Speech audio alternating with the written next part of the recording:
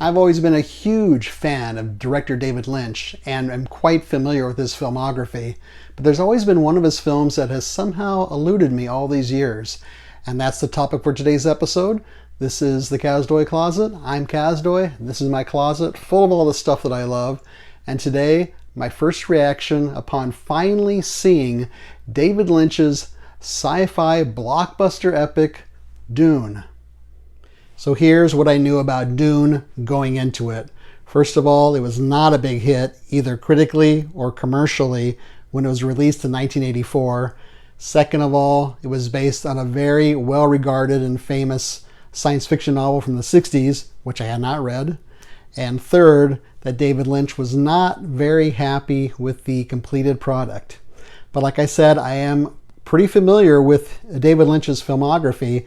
I even have several of his films, it's going chronologically, Eraserhead, which I mentioned in another episode. I went to see it in a revival theater back when those things were around, and he actually was in the audience in a surprise appearance. He showed up and didn't answer any questions, but tried to.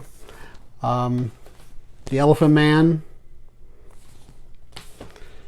Blue Velvet, which I was really impressed with, and I rewatched recently, and I might do another episode on how it holds up. Lost Highway, which I saw in a theater with two of my teacher colleagues, and we both, actually the three of us, thought it was a terrible movie and kind of laughed and snickered through the whole film, making some of the audience members upset with us. But I saw this recently again, and I really liked it. Mulholland Drive, which was supposed to have been a TV series, I think, but he made it into a movie instead. And then a little bit different, of course, Twin Peaks. This is the entire mystery. Includes the Twin Peaks film, Fire Walk with Me. Does not include the Return series that was on, I think, Showtime. So there's also another film which I saw on the Criterion Channel called David Lynch, The Art Life, and that's very interesting because it's all about, it's a documentary and it's just showing him in his studio space, and he's just making art, not film, but he's making art installations, sculptures, sort of paintings, 3D paintings, and just his creative process, and it doesn't always work. And I'm always interested in watching the creative process of somebody. And I think he's really one of these guys who's a true artist because he has a very unique vision. He's influential. He tries different media. And there's only a few people I regard as true artists. I think he's one of them. And you can usually tell a David Lynch type film right away because he has a unique trademark style. And that brings us to this topic, David Lynch's film from 1984, Dune. Now, I watched this for the first time a couple nights ago, and my first reaction while I was watching it was, oh, so this is what a big budget science fiction blockbuster film looks like if David Lynch had directed it. Seems pretty obvious, right? But I was surprised how many David Lynchian elements showed up in this film, considering it's really not his type of material, even though he wrote the screenplay. The elaborate sets, for example, had that look to it, the industrial look that he likes to use, almost a steampunk type of look, mixing old and new industrial elements. Particularly the dream sequences of the main character, Paul, because dreams are always part of David Lynch's films, and he has that certain dream logic that a lot of directors use and doesn't always work for me, but for some reason with David Lynch, it works for me. I can hook into it and it makes some sort of dream logic for me. In particular, I'm thinking the revival of the Twin Peaks series. That was almost all dream logic, that series. None of it really made any sense at all, but somehow I was compelled to watch it, and somehow it made some kind of dream sense or surreal sense, because he really is a surrealist. Another thing is the background noises he uses. What I mean by that is there's always this industrial sort of hum going through a lot of his films, starting mainly with Eraserhead, but even in Dune you hear this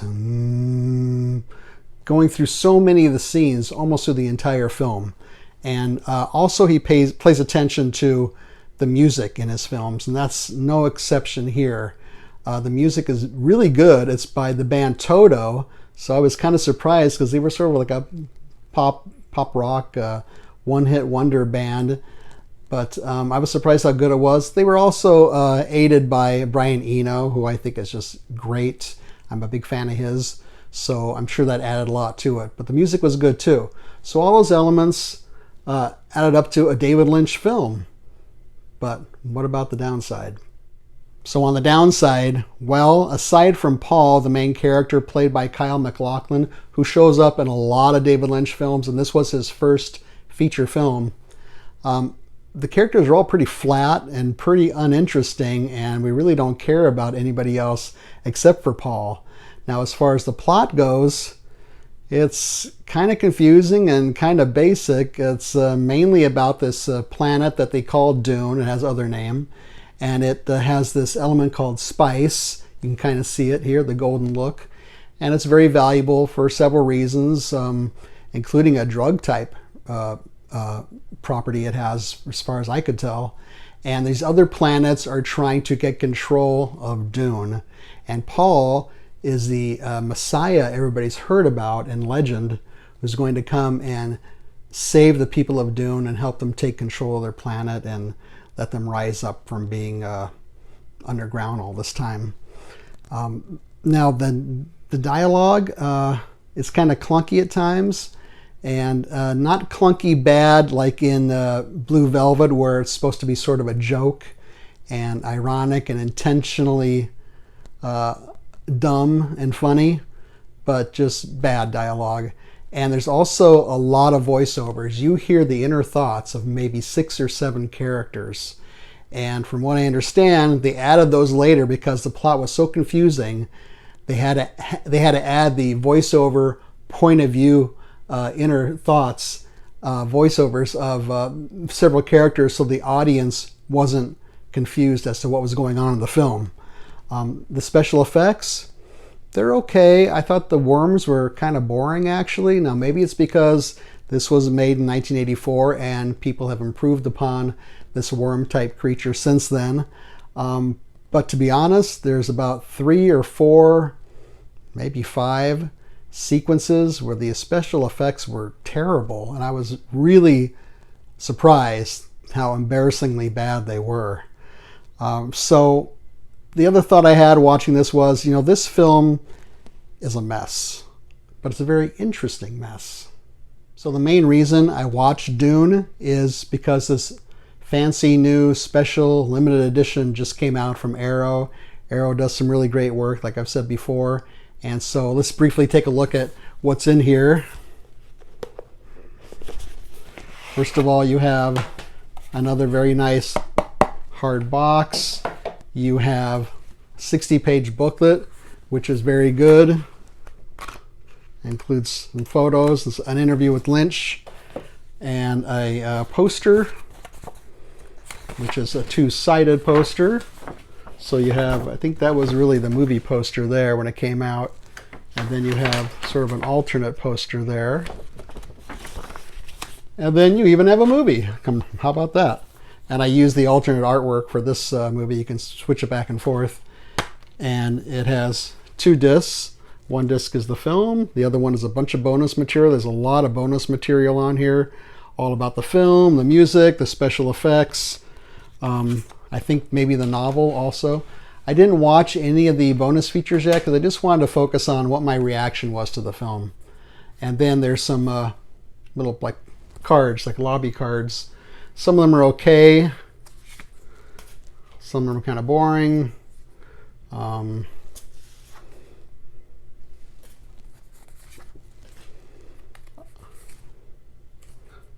of a cool scene. And there's one of the climactic scenes with the character of Paul fighting his nemesis, played by Sting, the musician. So if you want to check this film out, actually, it's on HBO now.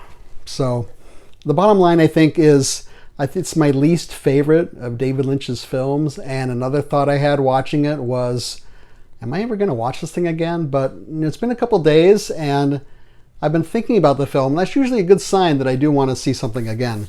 If you're a David Lynch fan, I think it's required viewing just to see how, like I've said, his style meshes with material that is very unlike what he does. In fact, he has said he would never do a big budget blockbuster film like this again. There is a remake coming out. I don't know too much about it. I do know it's coming out October 22nd in theaters and on HBO. It was, I think, going to be in 2 parts, so 2 different films, I suppose. Directed by Denis Villeneuve. I'm not sure if I'm saying that right, but he's made 3 films I really liked a lot. One is Arrival, science fiction film, Sicario, and the film Prisoners. So I'm kind of looking forward to that, actually, now that I've seen the original Dune. So, have you seen Dune?